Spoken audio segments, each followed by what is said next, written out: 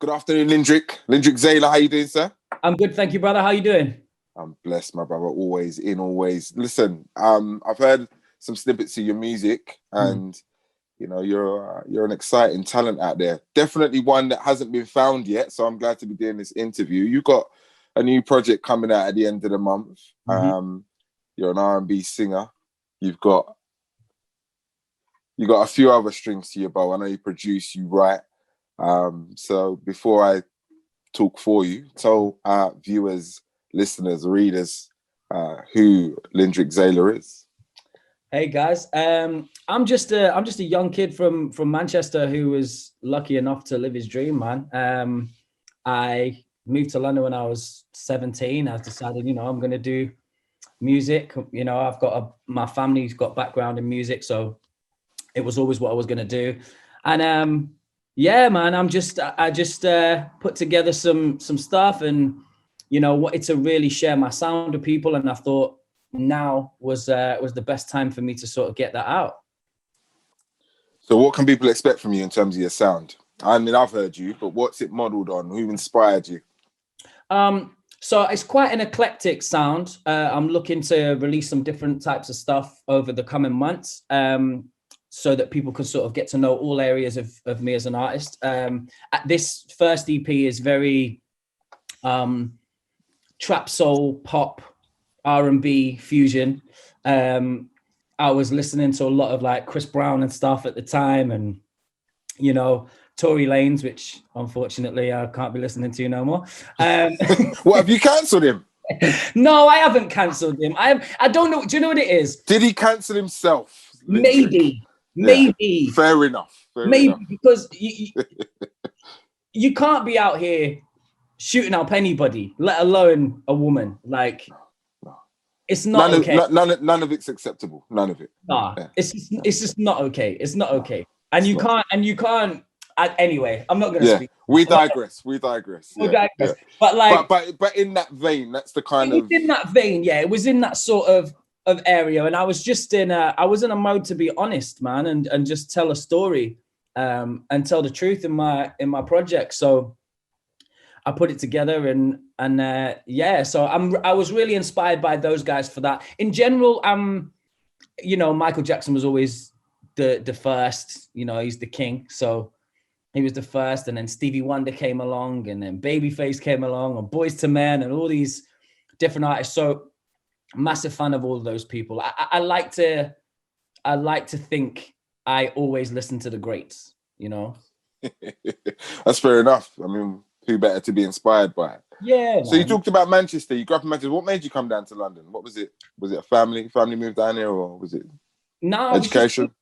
It was just me. I got to 17. I'd been at college. I'd done high school, done college, and then I was working at the time. I was out, performing. I was gigging from being about 15, 16. So I was out every week, and I just got to the point where I was like, there's nothing really here in terms of, stepping to the next level. There's nothing here. I need to be somewhere. And a friend of mine had, he was a producer also. He'd messaged me one time, was like, bro, you need to be in London. Like, I don't know what you're doing, get down here. So I just took the step. I just said, right, okay. I turned around to my mom. I said, Mom, I'm going to London. She's like, you what? I said, I'm going to London. She said, okay, then, well, that's what you want to do. That's what you want to do. And we support you. So yeah, man, I was lucky enough to have a great support of my family, and just music was just the one thing I had to do. I had to do it. I had to come here and just see what it was about, see what was around. And it worked out. Where your family from? Where your parents from? So we're all from up north. My dad is half Cottian. My granddad was from St. Kitts. But my dad was born over here in Manchester, and my mum's from up in Warrington. Have you been to St. Kitts? I've never been, What? I know, man. I'm 31. I've never been. Oh, that's shame on you, my brother. Especially in this world now, man. You got to get there. Beautiful place. One of my best friends, Big Tox / T Smith. He's a rapper featured on one of the records on the EP, and he's from St. Kitts too. And he goes every year to see his mom, and he's like, bro, if you don't come to St. Kitts, I'm like, I know, man, I know. You But got to I've go, been man. touring for the last 10 years, so it's not really my fault, you know. And that's fair enough. That's fair enough. If you could, like, obviously this is, you know, your first foray. This project's your first foray out there, putting yourself out there, letting people know who you are. Yeah. If you could, you know, collaborate with anybody though on the next project, who would that be? Who would you like to kind of put your music next to, and who do you think would complement Lyndrik Xela? There's two current artists that I really like, American artists that I really like. Obviously, Chris Brown, I think he's amazing. I think we would do something real crazy. And John Mayer, I love John Mayer. I think he's just a phenomenal songwriter, an amazing talent, and he's just somebody that I feel like if I was in the studio with, I could really sit and get deep into the music with.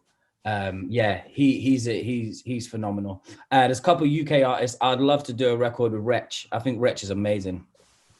I think he's one of the greatest rappers in the world. I think lyrically he's one of the best in the world. It's just my opinion, but I know plenty of you disagree with me. But no, I listen. I don't have an opinion either way. He's deaf. I can't. If people was to say he's not one of the greatest, I'd struggle for them to support that argument. He's definitely up there, man. There's no two ways about that. Wretch is crazy. So yeah, Wretch would be another one too. To add to that list, yeah.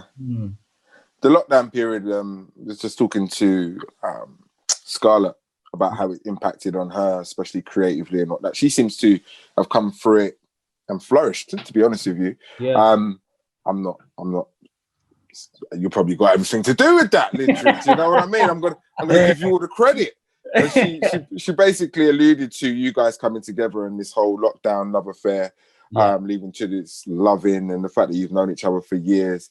Talk about that part of, you know, the last 6 or 7 months. Has that been a positive period for you? Yeah, I mean, I know it's been quite a sad period for a lot of people.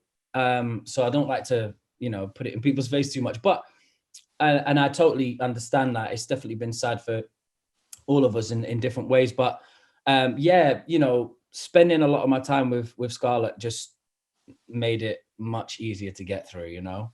And you know, I give her so much credit and so many props because, you know, she's helped me a lot just in terms of me pushing my music out and stuff. So I give her so much credit. We had a good time. Like she said, we've known each other for a long time, and I think it was a long time coming, whether we knew it or not.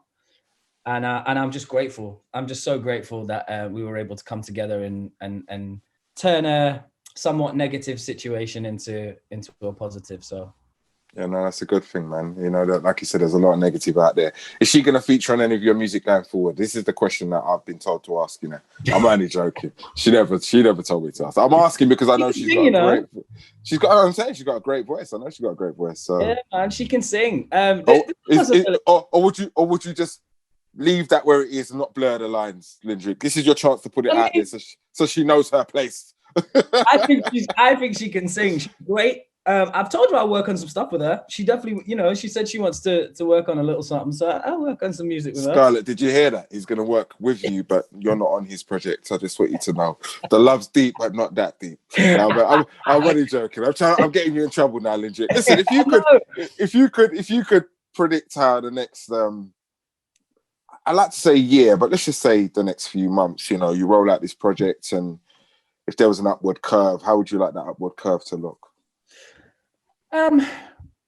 I'm comfortable with just building a fan base, having people, you know, that I can perform to, whether that be online performances or hopefully we come out of this and we're able to get back into venues and do shows, and just build slowly but surely, man. I'm not in any rush to take over the world in any, you know, it's just about, I love making music.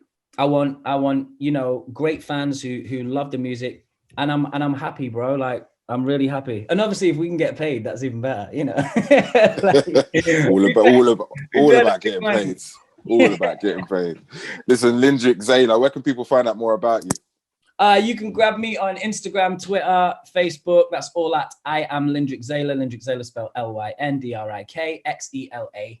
You hit me up on there. My projects can be found on all streaming services, Spotify, Apple Music, iTunes, all of that good stuff.